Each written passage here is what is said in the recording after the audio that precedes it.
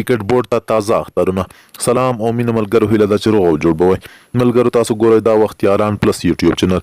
که چېرته تاسې د سپورټ او په خاص ډول د کرکټ مینوال یاست نو زموږ چینل به په خدمت کې دی، خامخا یې در سره سبسکرایب کړئ. لکه څرنګه چې تاسو ته بهتره معلومه ده، افغانستان د ویسټ انډیز په وړاندې راتلونکو یو ورځنیو او شل اوریزو لوبو لپاره سکواډونه اعلان کړل. د سکواډونو د اعلان سره سم ډېری افغانانو د کرکټ بورډ له لوري په دغه اعلان شوي سکواډ باندې زیاتې نیوکې وکړې.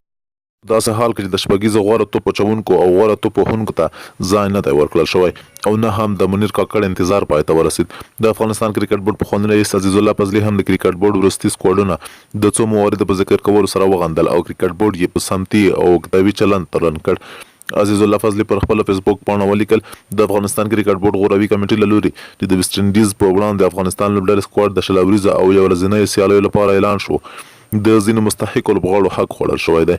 د وای نجات مسعود، منیر کاکړ، حشمت شهیدي، نور علي زدران، محبوب بهیر او یو شمېر نورو هغو لوبغاړو حقونه خوړل شوي دي چې باید په سکواډ کې ورته ځای ورکړل شوی وای.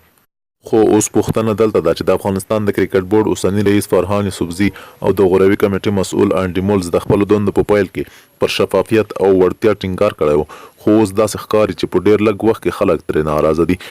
له بلې خوا په ټولنیزو رسنیو کې داسې اوازې خپرېږي چې د اشرف غني له لوړې مراسمو وروسته به د کرکټ بورډ اوسنی رئیس فرهان یوسفزي تبدیل شي او پر ځای به یې نسیم الله دانش، عزیز الله فضلي او یا هم ضیا بدن د افغانستان د کرکټ بورډ عمومي رئیس په توګه په دنده وګمارل شي.